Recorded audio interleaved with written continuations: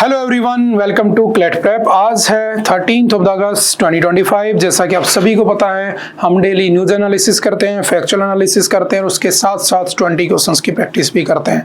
तो चलिए उसी सीक्वेंस को कंटिन्यू करते हैं। आज का पहला क्वेश्चन रहा आपके सामने, the income tax bill 2025 replaces which earlier law. तो किसको रिप्लेस कर रहा है? जो अभी पास हो चुका है लोकसभा में, तो वो इनकम टैक्स एक्ट 1961 को रिप्लेस करेगा और ये 2026 से 2026 से इंप्लीमेंट कर दिया जाएगा। ठीक है, तो अभी ये न्यूज में भी बना हुआ है।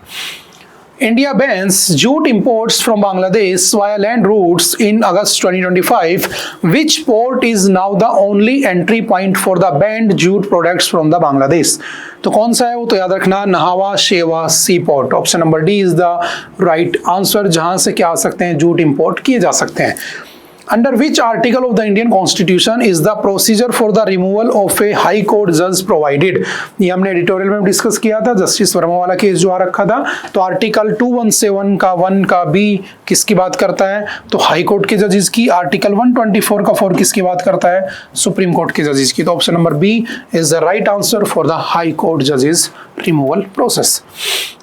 द जजेस inquiry act 1968 lays down the procedure for the removal of judges of। तो जो जजेस इंक्वायरी एक्ट था, हमने पढ़ा था एडिटोरियल में भी कि ये दोनों के लिए आया था, सुप्रीम कोर्ट और हाई कोर्ट दोनों जजेस को हटाने का प्रोविजन इसमें रखा हुआ है, जो 2/3 मेजोरिटी वाला प्रोविजन हमने पढ़ा था। ठीक है, उसके बाद चलते हैं next. Who constitutes the inquiry committee under the Judges Inquiry Act 1968 to investigate allegations against judges? जब इस एक्ट के अंडर में जब जजेस के अगेंस्ट एलिगेशंस लगते हैं तो कौन उस कमेटी को बनाता है? तो याद रखना कौन बनाता है, उसका चेयरमैन कौन होता है? तो सिंपल याद रखना, स्पीकर और the chairman of the house. ठीक है, वो उसे बनाता है। Option number B is the right answer. What majority is required in parliament to remove a high court judge? तो क्या मेजोरिटी चाहिए? आज का मुद्दा था, आज का टॉपिक था, है ना।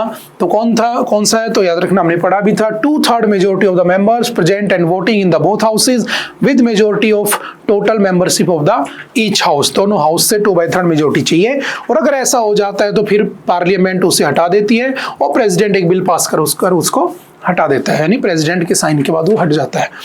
What is the role of the President of India in the removal of a High Court judges? देखो आ गया ना वही क्वेश्चन कि हाई कोर्ट के जज को हटाने में प्रेसिडेंट का क्या रोल होता है? प्रेसिडेंट कुछ नहीं करता है, passes the final removal order of the after the parliament's approval. Parliament ने अगर वो अप्रूव कर दिया कि उसे हटाना है, तो उसका फाइनल ऑर्डर कौन पास करता है?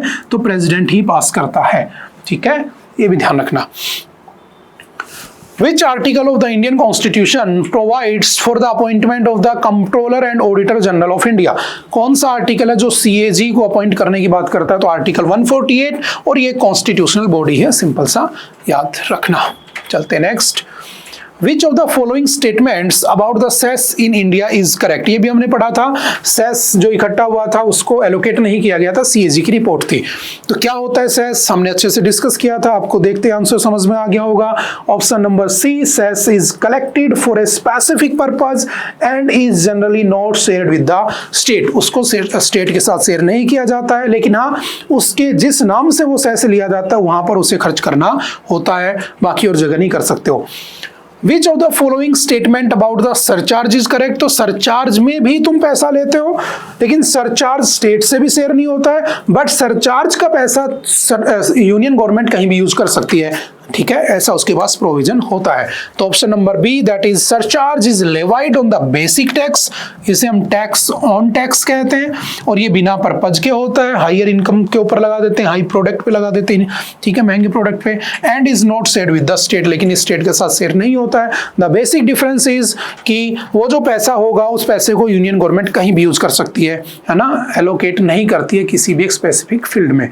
ठीक है, क्योंकि ये किसी नाम से नहीं लिया जाता है, ये टैक्स पे टैक्स लिया जाता है। सेस किसी नाम से लिया जाता है कि एजुकेशन पे, हेल्थ पे, ऐसे। ठीक है, Which article of the Constitution allows the Parliament to levy surcharge on certain taxes for the purpose of union? तो कौन सा आर्टिकल है?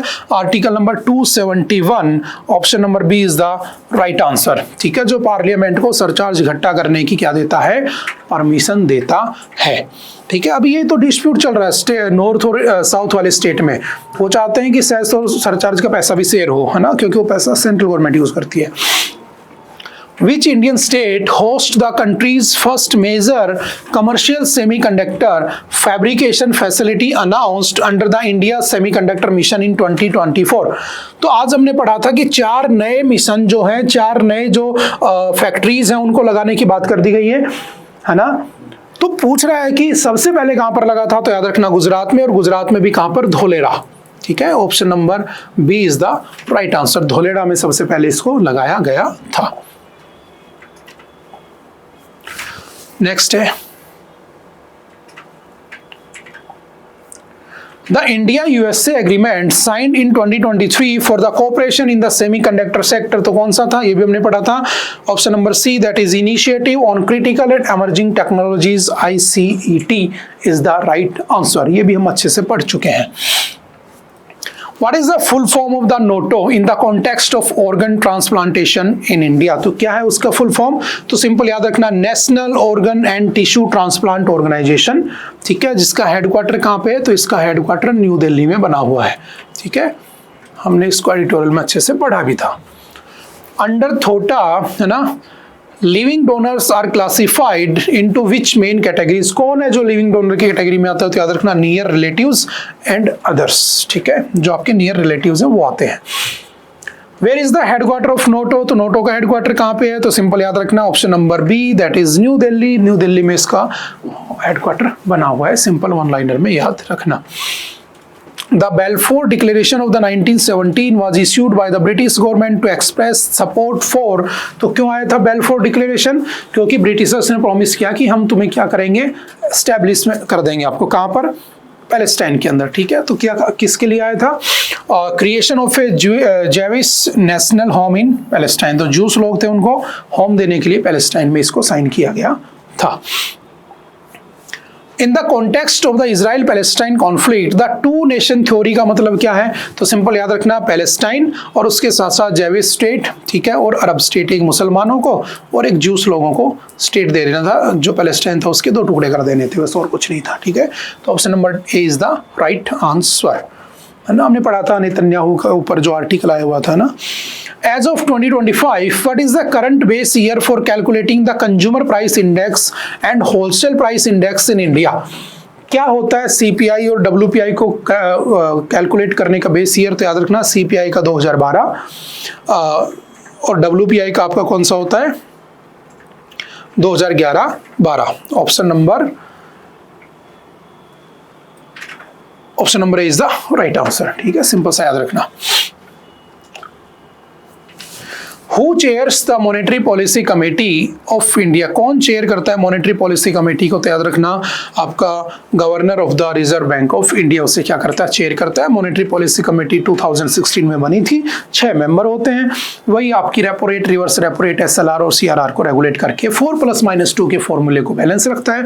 बट हमारा रिटेल इन्फ्लेशन वो कितना हो चुका, 1.55, जो बिलो 2 चला गया है। इस वजह से वो न्यूज में आ चुका और ये कंसर्न बन चुका है कि उसे कैसे बढ़ाया जाए। ठीक है, चलते नेक्स्ट। ओके, आई थिंक आज के लिए इतना ही था। आई होप कि आपको बातें समझ में आई होंगी। फिर भी अगर किसी तरह का कोई डाउट रहता है तो आप एनी टाइम आकर मिल सकते हैं, पूछ सकते हैं। ओके, मिलते हैं दोबारा किसी नेक्स्ट लेक्चर में। Okay, bye bye, thank you, have a nice day.